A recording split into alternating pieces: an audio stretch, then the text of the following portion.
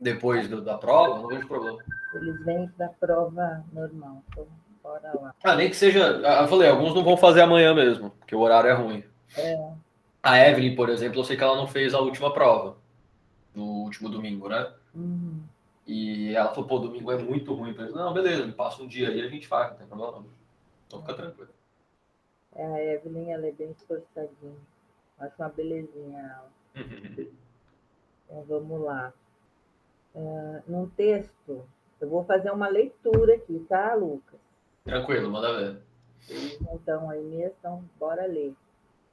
No texto predominante narrativo, o enredo começa por um enunciado de estado, quando o narrador apresenta o cenário e seus personagens, localização espacial e temporal, e as suas motivações, sentimentos de posse ou privação de determinados bens materiais ou espirituais. Ao enunciado de estado ou enunciado inicial, que é onde dá o tal do branco, sucedem-se na linha do tempo os enunciados de transformação de estado em função do enredo a ser desenvolvido, até o enunciado final de estado, desfecho e conclusão. Então, quando a gente fala do enunciado de estado, né, que é a transformação daquilo que vocês vão colocar no papel, né, de tudo aquilo que vai ser desenvolvido, é a busca de ideias, né, o resgate das ideias a respeito do tema. E aí, em função da decorrência temporal, ficam bem demarcadas as anterioridades e posterioridades de cada enunciado, ou seja, de cada parágrafo que vocês vão discorrer, né? O texto poderá apresentar crescente tensão entre os personagens até chegar ao fim, enfim, isso daí é só uma explanação a respeito do que é narrar, né? No entanto, o nosso texto não é narrativo, ele é dissertativo argumentativo. E aí a linguagem é referencial, centrada no contexto. Seria o contexto. Né? Ela é preciso e predominantemente denotativo. O que é um texto denotativo? Né? É uma frase dentro da outra. Né? E é no sentido real da coisa. Né? Só que o que acontece? Não pode colocar isso, eu disse na aula passada, muita frase dentro da outra, porque acaba se perdendo, né? Que é quando você usa o, o conectivo que, e aí você usa muito que e acaba se perdendo na sua ideia principal, né? Então, tomar muito cuidado com isso também. A preocupação maior é com a informação, né? Aquilo que você vai passar como tese no seu texto. Prevalece a objetividade, que foi o que eu já disse também na semana passada. O posicionamento crítico é valorizado, mas lembre-se que você vai se posicionar criticamente usando a terceira pessoa. Né? Nunca vai usar o acredito, porque quando você acredita, é você que acredita, né? Então você está se incluindo aí. Nós, nosso, né? Na terceira pessoa do plural, você também está se incluindo aí, né? Você se inclui e inclui o corretor. E nem sempre o corretor tem a mesma ideia que a sua. Então, nunca usar a primeira pessoa do singular ou do plural. Impõe a impessoalidade, que foi o que eu acabei de falar, né? Não usa-se você e nem eu, nem nós, enfim. Divide-se a introdução, desenvolvimento e conclusão. O vocabulário é curto, nunca, jamais, em momento algum, usar gírias, né? Mesmo que seja. Às vezes acontece, né? O aluno, a pessoa usa muito gíria no seu contexto, no seu dia a dia, e às vezes na escrita acaba usando. Mas prestar muita atenção e evitar, porque perde ponto, né? Então, vamos dar um exemplo aqui, ó. Não é fácil entender as atitudes insanas do ser humano e sentimentos, por exemplo, poderiam induzir uma jovem na sua pré-adolescência a nutrir atroz inveja de uma colega de classe, a ponto de arquitetar maldades como colocar baratas vivas em sua pasta escolar somente por ser a mais dedicada da turma. As escolas precisam fazer cada sala de aula um laboratório para, o mais cedo possível, corrigir possíveis desvios de comportamento que possam agravar-se nos adultos de amanhã. E aí, quando a gente fala num texto assim, eu não falei em gíria nenhuma aqui, né? Não tinha gírias, né? Mas não, não, não seria um texto culto, vamos dizer assim. Por quê? Eu estou narrando aqui alguma coisa que eu acho que não é certo, né? O sentimento, por exemplo, de induzir uma jovem a nutrir atroz, estou usando palavras cultas, né? Da norma culta, palavras bem que não se usa no vocabulário comum, né? Na fala, mas eu estou falando de um episódio corriqueiro, então, assim, procurar não usar gírias e não usar o seu dia a dia na sua escrita, né? Usar realmente o conhecimento de mundo, e não o seu dia a dia, né? O seu acontecer diário. Nem sempre o candidato que é desclassificado, isso é bom colocar, porque, se eu não me engano, logo no começo das aulas, a Petra me fez essa pergunta, que ele é aquele que não sabe escrever bem, né? Nem sempre acontece. Acontece da pessoa saber escrever muito, muito bem, e de repente ela foi desclassificada. Mas não foi desclassificada porque ela não sabe escrever. Ela simplesmente foi desclassificada porque no, no, no auge ali da escrita ela usou uma gíria, né? Ela fugiu um pouco do texto, ela não seguiu um pouco a proposta da redação, né? Ela fugiu um pouco das suas competências. Acontece, porém, ela teve um texto impecável, né? Escreveu super bem, mas não seguiu as cinco competências, né? E a depressão do tema e das revisões do enunciado é um aspecto muito valorizado, né, das redações, né? Principalmente na hora da correção. Não poderia ser diferente, né? Já que a redação do Enem é o que mais vale ponto, né? E dentro dos outros vestibulares, até mesmo em concurso público, a redação, quando tem, ela é muito valorizada, né? Porque subentende-se que quem escreve bem, lê muito, está antenado a tudo que acontece ao seu redor, e nem sempre, né? Porém, é assim que pensa. Tudo bem, Fê? Oi? Tá tudo bem? Não entendi, Lucas. Tá me ouvindo certinho? Tô te ouvindo. Você Ah, não, tudo bem. Eu achei que você não tava conseguindo me ouvir. Não, tô te ouvindo. E você consegue. Está dando para pegar a explicação aí? Não. Não, tá sim, tá sim. É Tá? isso. Tranquilo, tranquilo. Então, beleza. Vamos ver aqui. A proposta de redação, tá? Vamos imaginar que chega o dia do resultado. Você foi lá, acordou cedo e foi lá. Ah, fui aprovado. Né? Que bom, que legal. Sinal que você seguiu tudo certinho. Então, para que isso aconteça, vamos lá. Na hora da sua prova. Já aconteceu comigo de você estar fazendo a prova e como é uma prova muito extensa, como a do Enem, pessoas ao seu redor estão comendo, então fica aquele barulho, né, de creque-creque, aqueles barulhos insuportáveis de plástico abrindo. E acaba que a gente meio que desconcentra um pouco. Então, a minha dica é, como eu disse antes, eu para escrever, eu ponho um fone no ouvido e ali eu fico. Porém, numa prova dessas, isso não é possível. Então, eu procuro me fechar no meu mundinho. Então, eu respiro fundo, penso em alguma coisa que me dê prazer, né, ali na hora, ou eu penso em estar com a família, ou em algum momento legal. E por incrível que pareça, aquilo me desliga do que está ao meu entorno. Então, de repente, pode servir para vocês, né?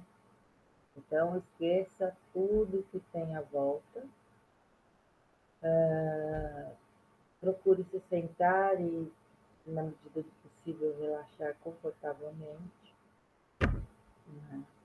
E aí, faz uma primeira leitura dos textos de apoio, e o que pede, né? O que está pedindo ali na hora. Então, se possível, ler 2, 3, 4 vezes e procurar nas entrelinhas do texto o que você pode tirar como ideia, né? Como enunciado já para o início da sua redação. Não esquecendo que não usar, né, palavras, como eu vou dizer, corriqueiras, né? Hoje em dia, né? Começar a redação com hoje em dia não é legal. Então, você pode começar com uma alusão histórica, né? Por exemplo, na década, vamos imaginar um tema que vai, um tema, a violência contra a mulher, né? Que nessa pandemia a gente falou muito, inclusive nas nossas aulas, que aumentou, né, na pandemia. Então, a gente pode começar falando, explanando já a violência contra a mulher que já vem acontecendo na década de 50, por exemplo, né? Então, você pode começar daí. Na década de 50, a violência contra a mulher era tá, tá, tá, tá, tá, tá, tá, tá, tá, tá. Nos dias atuais não mudou muita coisa, ou mudou alguma coisa, enfim, né? Uma alusão histórica. Vamos ver outra coisa aqui. Uma coisa também legal é você marcar nos 3 textos, né? Para você saber qual a ideia base dos textos, marcar, fazer um marca-texto mesmo, né? Lógico que não pode usar o marca-texto, mas você marca ali com o lápis ou com a caneta, as ideias principais de cada texto. Você fazendo isso, você consegue resgatar já a introdução do seu, pelo menos o primeiro parágrafo da sua introdução. Claro que eu não vou repetir exatamente como está ali.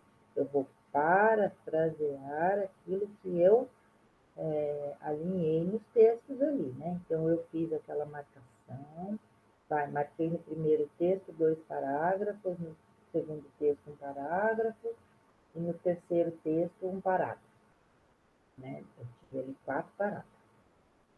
Então, dali, eu posso fazer o quê? Eu escrevo esses parágrafos que eu listei na folha rascunho e tento colocar esses parágrafos numa ordem que seja compreensível.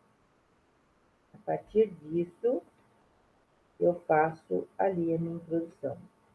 Eu parafraseio o que ali está escrito e faço dali já o meu primeiro parágrafo de introdução. Pronto, ali eu já começo a discorrer a respeito do assunto, porque eu já tenho uma ideia formada. Eu já consegui o primeiro parágrafo em cima dos textos, porém sem usar o que está explícito, escrito exatamente naqueles textos básicos. Se isso acontecer, o corretor não vai nem continuar a sua leitura. Né? Então, você sabe que ali ele não vai te dar 1000, ele também não vai zerar, porém, não vai ser uma nota, né, que dê para, nossa, passei por conta da redação. Né? Então, isso pode acontecer também. Vamos ver se eu acho alguma outra coisa aqui.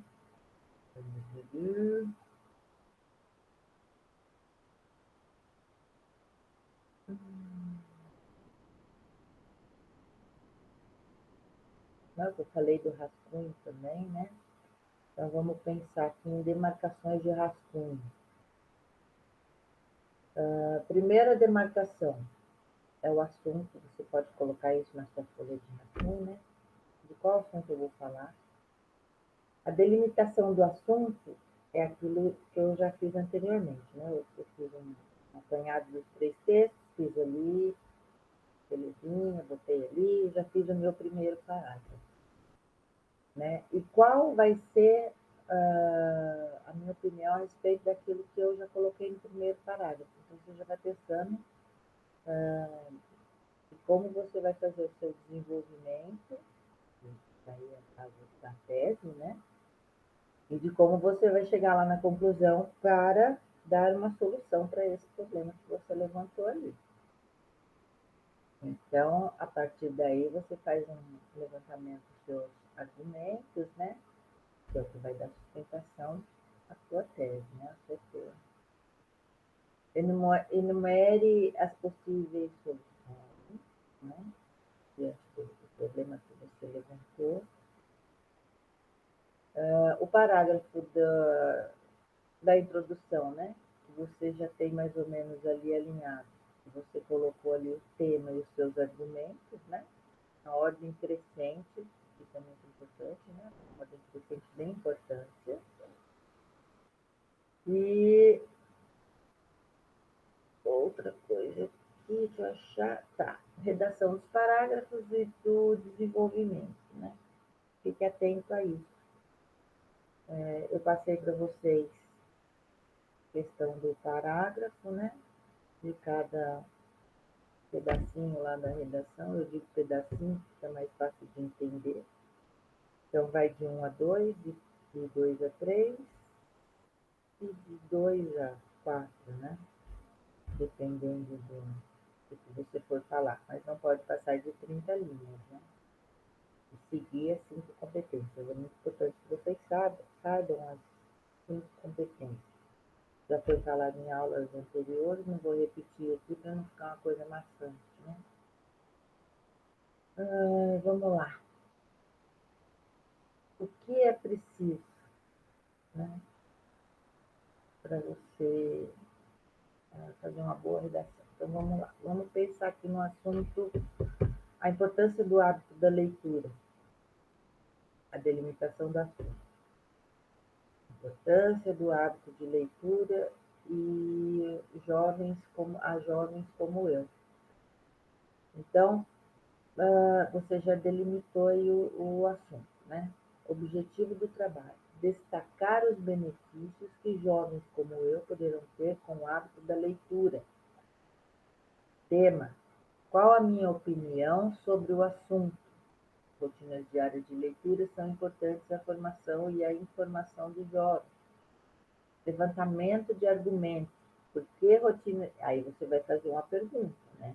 Por que rotinas diárias de leitura são importantes à formação e à informação dos jovens?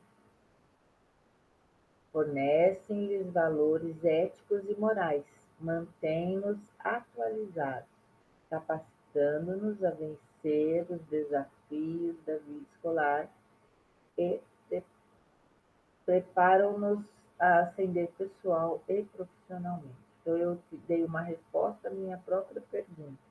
Lembre-se que não se coloca a pergunta que você faz para você poder discorrer a sua redação, né, o seu levantamento de argumentos, na sua redação, porque se você fizer isso, o corretor leva em conta que você está perguntando para ele, né?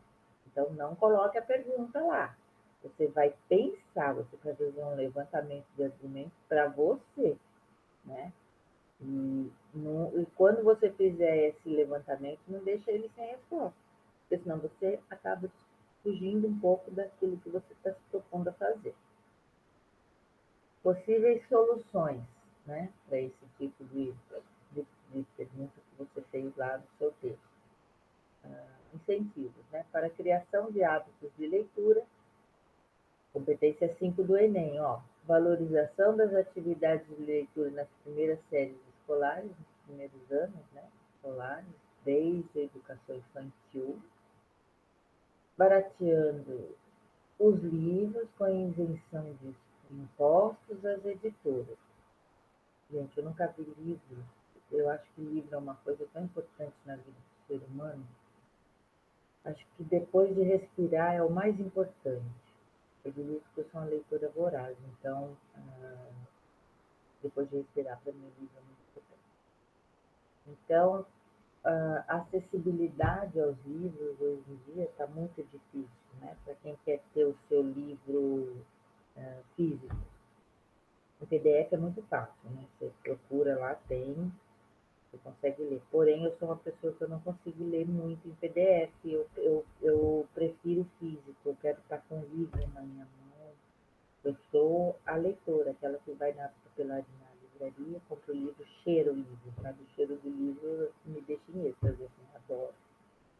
Então, é muito difícil, né, hoje em dia, você ter o livro físico. O PDF é muito fácil, porém eu não consigo fazer essa leitura. Eu acredito que muitos também não. A juventude, né, os jovens hoje em dia, talvez seja mais fácil, porque eles já nascem embrenhados de tecnologia, então para eles é fácil abrir lá o PDF e continuar a sua leitura.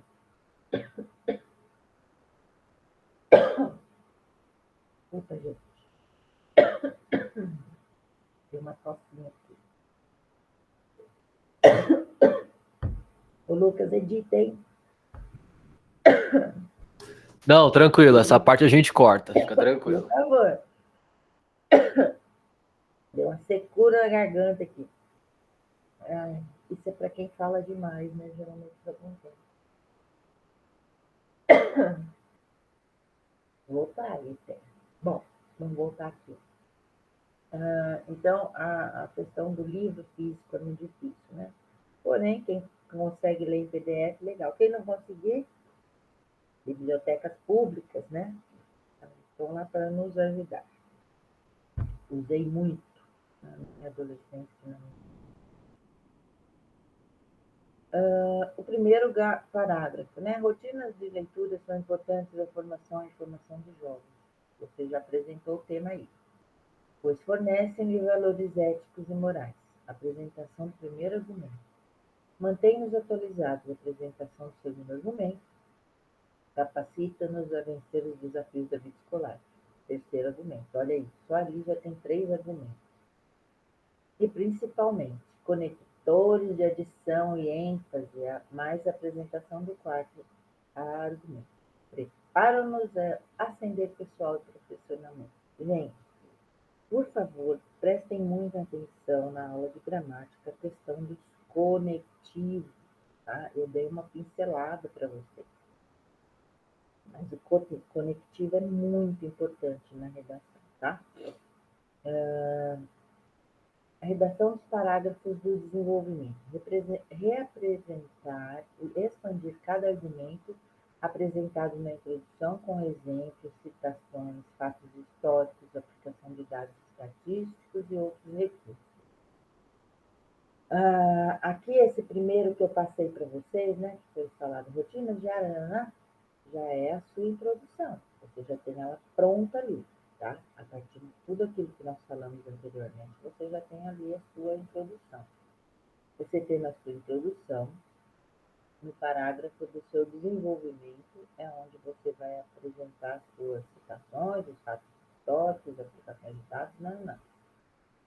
Posso começar minha introdução com uma alusão histórica? Pode, mas aí vai depender muito do tema que vai ser proposto. Nem todo tema tem uma alusão histórica. Aí eu vou para a minha conclusão, que é o quê? Confirmar o tema, né? A tese do meu texto. Apresentar possíveis soluções para um maior estímulo aos hábitos de leitura dos jovens e emitir uma apreciação final. Qual seria, né? Uma solução para esse tipo de problema, né? Com relação à leitura dos jovens. Vou dizer aqui a vocês, como professora de ensino Fundamental 1, estou no momento, a respeito da leitura. Nós estávamos em aula totalmente remota, né? Nós não tínhamos contato com os alunos, e eu peguei uma sala que eu nunca havia pego, né? Que é uma sala de terceiro ano, de Fundi 1, e eu percebi que essas crianças não gostam, elas não gostam de ler, elas não têm esse hábito e não há incentivo na família, né? Eu digo isso por quê? Porque o leitor, ele tem que ter exemplo. Eu digo assim com toda a certeza do mundo, que se sou a leitora que sou hoje, e não é leitora de livro não, gente, é leitora de tudo. Leitora de mundo, leitora do que está me acontecendo ao meu entorno, leitora de livro, leitora de jornal, leitora de tudo, né?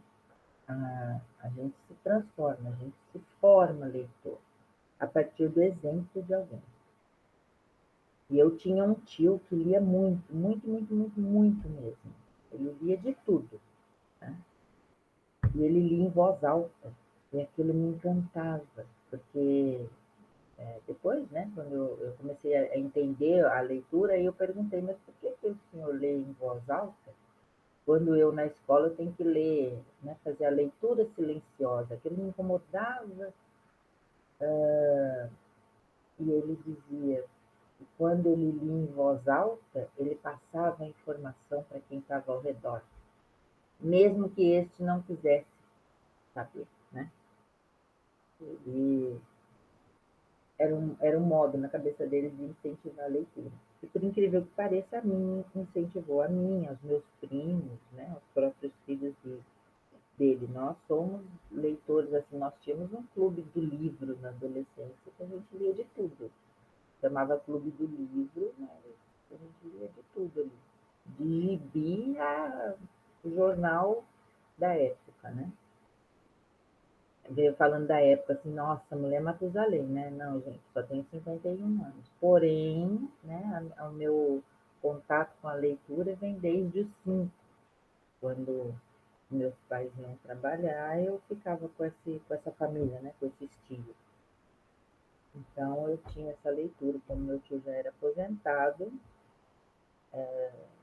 nós passávamos o dia com ele, né?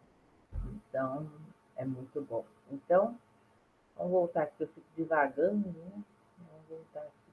Então, assim, o hábito da leitura é imprescindível. Então, como eu vou arrumar uma solução para isso hoje em dia? Bom, como eu vou dizer uma solução que eu, Fernanda, dei, né, na minha sala de aula a partir de agosto, um mês atrás, quando voltamos às aulas presenciais. Foi um pouco mais fácil, porque não está 100% dos alunos na sala. Cada semana eu tenho uma galerinha ali. Então, eu comecei a partir daquilo que meu tio fazia, né? A leitura em voz alta, né? Mas não com o livro em mão, né? Como eu disse, é uma leitura voraz, eu conheço muitas histórias, desde a infantil até 100 anos de solidão, de GGM. Então, quem ficou curioso vai procurar saber quem é GGM e 100 anos de solidão. Então, eu comecei a contar as histórias para eles, oralmente, e isso foi criando neles a curiosidade de saber, de ver as imagens. Porque quando você fala oralmente, consequentemente a criança imagina, né, na cabecinha dela tudo o que está acontecendo nessa história, porque ela não tem a imagem para representar. Isso já foi comprovado cientificamente, né, por neuropsicólogos, né, neuropedagogos, inclusive por mim, né, uma tese aí, que a criança, quando você conta uma história e você não tem nada para apresentar como imagem, ela aprende muito mais rápido, porque ela imagina aquilo na cabeça dela. E a partir daí, fiz essa contação, essa história oralmente. Na semana seguinte, eu fiz com os outros alunos. Na semana do retorno desses alunos, eu levei esse livro, né? Peter Pan, para essas crianças. Por incrível que pareça, eles não conheciam essa história.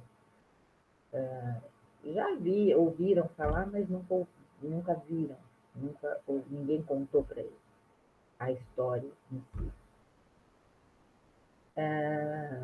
A partir do momento que eu levei esse livro, sabe, esses TED da vida, essas lojinhas de R$1,99, eu fui lá, comprei 35 livros, né, fininhos, R$1 cada um, uma história bem curta, né, bem sucinta mesmo, mas com muita imagem. E eu dei esse livro para essas crianças e não falei nada. Eu não disse a respeito do que era. Falei, olha, aqui a tia trouxe uns livrinhos para vocês levarem para casa, né, de vocês, estou dando de presente, enfim. Na hora, um aluno falou, mas professora, esse daqui foi o livro que a senhora contou. E por incrível que pareça, esse aluno, ele é pré-silado, ele não lê ainda completamente. E eu falei assim, nossa, mas como você sabe que é a história que eu contei para você? Ele falou, porque eu imaginei a história desse jeito aqui. Então, ali eu já fomentei a leitura naquela criança. E acredito que devo ter feito nas outras também. Então, a leitura é muito importante. Então, isso já seria uma parte de uma solução para esse problema aí. Incutir a leitura na criança desde pequena, e que a escola já fomente leituras lá desde a educação infantil, né? Com a contação de história, isso já acontece, mas nem sempre acontece com a ênfase de colocar a criança na leitura, mas apenas da distração daquele momento ali, que às vezes a criança não está nem prestando atenção. Porém, acontece. Então, essa seria, vamos dizer, uma solução, né? O meu texto ele tem que ter coerência, né? Porque a incoerência pode comprometer todo o êxito do meu texto. Em qualquer escrita, em qualquer texto, seja ele narrativo, argumentativo, ele tem que ter uma coerência, tá? Vamos lá. A coerência figurativa, isso aqui é muito importante vocês entenderem o que é. A articulação harmônica das figuras do texto, com base na relação de significado que mantenham entre si articuladores de modo a construir um único bloco temático, sem rupturas que possam produzir efeitos desconcertantes. Suponhamos que você pretende caracterizar o requinte e a sofisticação de determinado personagem com a descrição do ambiente frequentado por ele. Dessa forma, ao descrever a sua casa, você pode pensar numa sala com uma bela lareira, um bonito tapete persa e valiosos quadros na parede. Então, você vai... Cadê? Quadros na parede... Não. Além de cristais de boêmia, mas não em coleções de CDs de músicas bregas, pois não combinam com o seu perfil. Então, se você justificar essa preferência. Então, aqui foi uma coerência figurativa, você foi figurando fugiu a palavra. Você foi figurando, explicando, né? Descrevendo aquilo que tem no ambiente. A coerência argumentativa, que é o que a gente precisa. A gente precisa de usar isso, mas com muita atenção, tá? Porque são as nossas ideias que vão ser apresentadas ali, né? As nossas opiniões. Então, é imprescindível ter muita atenção à nossa coerência argumentativa. E como eu vou usar a minha coerência argumentativa? A partir dos meus conectivos, né? Então, por isso, é muito importante saber o uso dos conectivos. E aí, pensar sempre em não usar a figura de linguagem, né? Na coerência, na argumentação. Usar sempre o sentido literal, tá? Eu não posso, como eu disse na outra aula, falar assim, a fome e a pobreza estão estampadas no rosto do brasileiro. Quando você fala isso, a pessoa que está lendo já vai imaginar a fome estampada, né? Aquele negócio carimbado, desenhado na face do brasileiro. Então, não use a língua figurada, tá? Use sempre o literal. A fome e a miséria fazem parte da vida do brasileiro, enfim, nada de figuração no pensamento. Vamos ver aqui outra coisinha. Uma coisa importante que eu falei semana passada, ó, conotação e denotação. Quando uma palavra é tomada no seu sentido usual, ou seja, no sentido dito próprio, que foi o que eu acabei de falar, não no figurado, não metafórico, no sentido primeiro, né, que ela nos dão os dicionários, de tal modo que tem o mesmo significado para todos os leitores. Disse que ela tem sentido denotativo ou referencial, porque denota, remete ou se refere a um objeto do mundo extralinguístico, real ou imaginário. A palavra, assim, empregada é entendida independentemente das interpretações individuais, afetivas ou emocionais. Ou seja, você não pode dar subjetividade àquilo que você está escrevendo. Você tem que ser objetivo e claro e procurar não usar o sentido figurado, né? Foi o que eu já havia dito antes. A conotação implica, em relação à coisa designada, um estado de espírito, julgamento e certo grau de afetividade que variam conforme a experiência, temperamento, a sensibilidade, a cultura e os hábitos do falante ou do ouvinte, do autor ou do leitor. Conotação é, assim, uma espécie de emanação de ideias inerente ao espírito humano, faculdade que nos permite relacionar coisas análogas e assemelhadas, né? Resumindo, se a denotação é o elemento estável da significação de uma palavra, independentemente de contexto, a conotação é a palavra contaminada pelos elementos subjetivos, variáveis, segundo cada contexto. Deu para ficar clarinho aí? Qualquer dúvida me chame no WhatsApp que eu ajudo você. Vamos ver aqui, ó, questão de aplicação. A cabeça pode assumir diferentes significados em função do contexto em que esteja inserida, tais como líder, um dos membros do corpo humano, equilíbrio emocional, logicamente, inteligente, né? Pedido, estabelecer a melhor correspondência com a frase que segue, de acordo com o significado mais adequado de cada caso. Então, prestar muita atenção no que você vai usar na hora de escrever lá, né?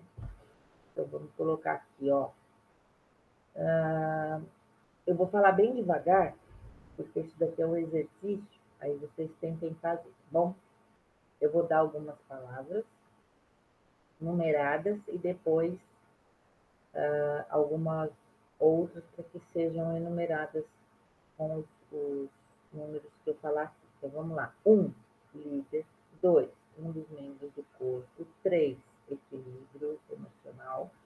4, lógica. 5, mente. 6, inteligência. Aí é onde vocês vão estabelecer a correspondência conforme os números que eu coloquei aqui, tá? O atleta seria a cabeça. Qual número corresponde a esse aí? João é cabeça em matemática. Olha qual número corresponde. A notícia não tem pé nem cabeça. Qual número corresponde? O atleta perdeu por completo a cabeça. Qual número corresponde? Em cada cabeça uma sentença. Qual número corresponde? A cabeça do time será o capitão. Na verdade, o cabeça do time será o capitão. Então, aqui a gente já percebe um sentido figurado, né? Então, pensem bem a partir daí. Construa numa folha rascunho, no seu caderno, assim, isso aqui é para um exercício, né, de construção. Frases com a palavra a seguir, empregando-as no sentido denotativo e no conotativo também. Sujeira cobre chuva. Então, é um testezinho aí, tá bom? Lucas, temos 8 minutos. Continuamos, podemos parar, porque daí eu ia entrar aqui no texto literário e não literário, mas isso daí eu teria que explicar para quem tivesse mesmo, porque pode ser que tenha dúvida. E aí?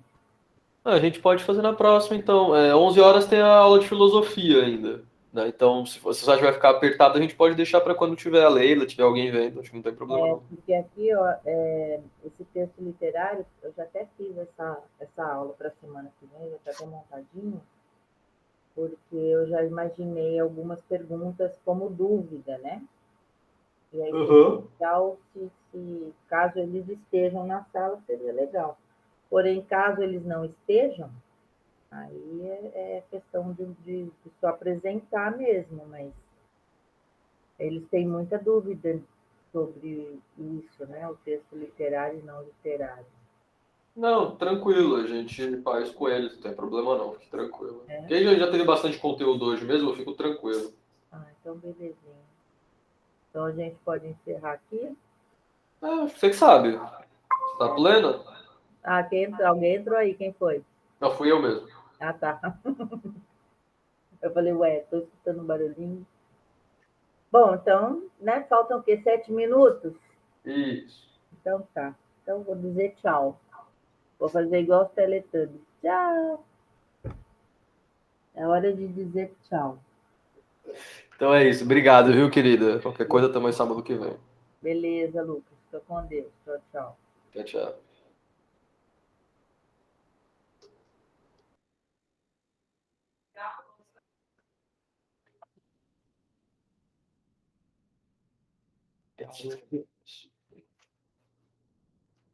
Eu tô preenchendo o bagulho do Enadio aqui, tá?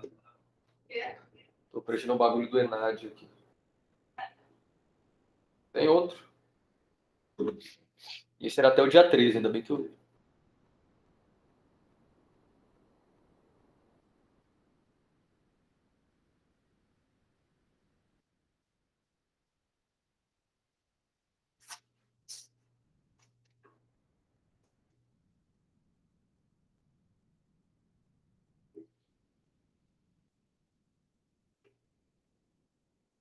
É. As disciplinas cursadas contribuíram para sua formação integral como cidadão e profissional. Não sei. Se eu pensar sobre isso. As disciplinas cursadas contribuíram para sua formação integral, sim. Como cidadão e profissional, não. Não. Acho que como cidadão, talvez. Um profissional? É. O conteúdo abordado nas disciplinas do curso favoreceram a sua atuação em estágios ou em atividades de iniciação profissional? Não. Nem um pouco. Pelo contrário.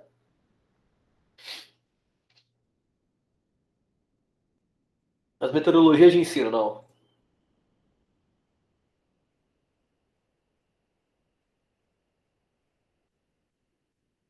Eu não sei até onde é justo, mas foda-se também.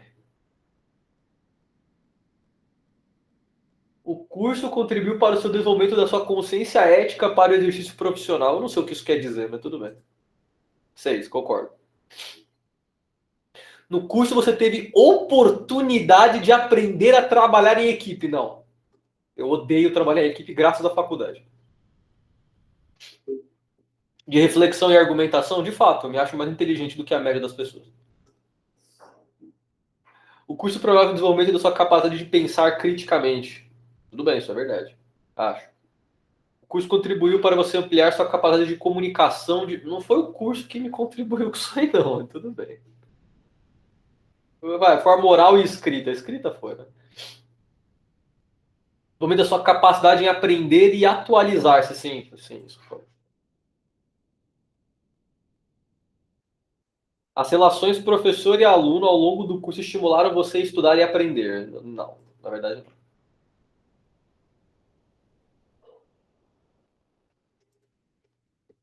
Ai, foda-se, bota tudo 4, né? 4, 4, 4, foda-se. Ah, eu não me importo.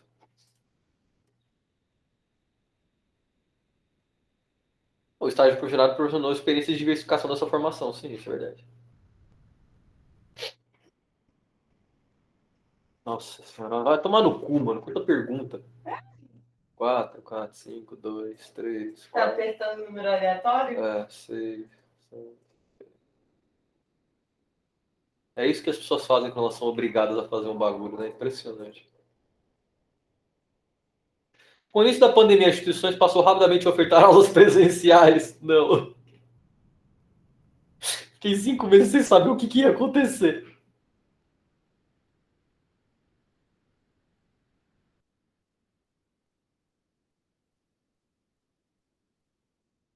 Ah, isso foi.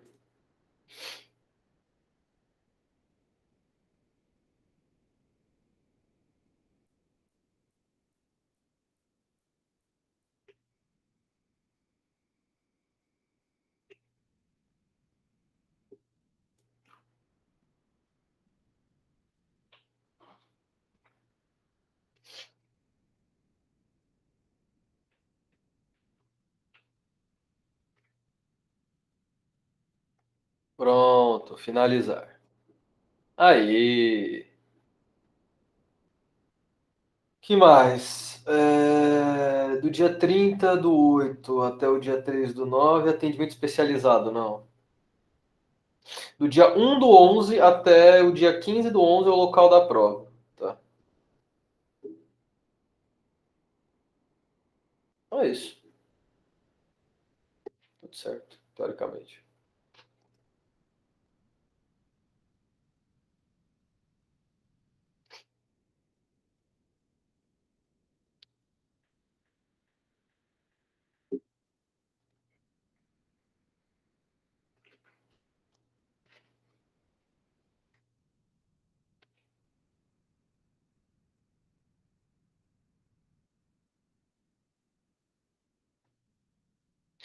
O lance, cara, do Enad, a gente já sabia.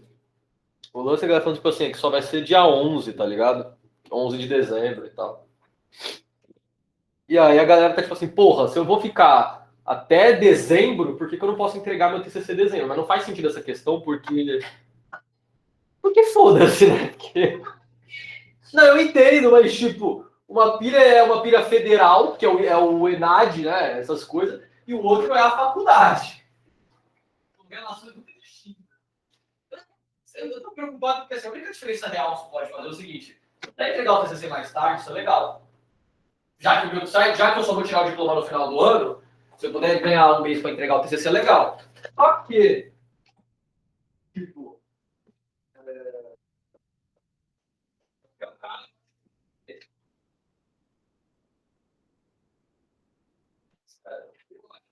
eu falo, construir uma empresa, chegar lá e falar assim, beleza, agora você vai me dar o diploma impresso agora ou você não vai ter uma.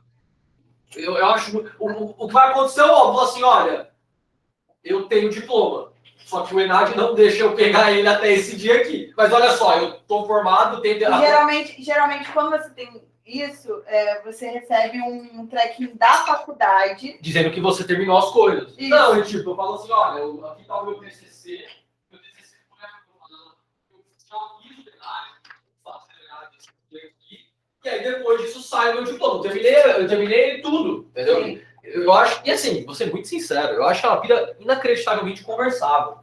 Sim. Eu acho muito improvável eu chegar e o cara vai dizer, beleza,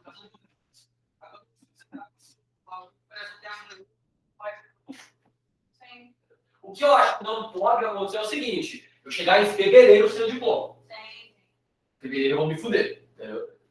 Mas geralmente a faculdade emite um. Sim, não, isso eu tô tranquilo.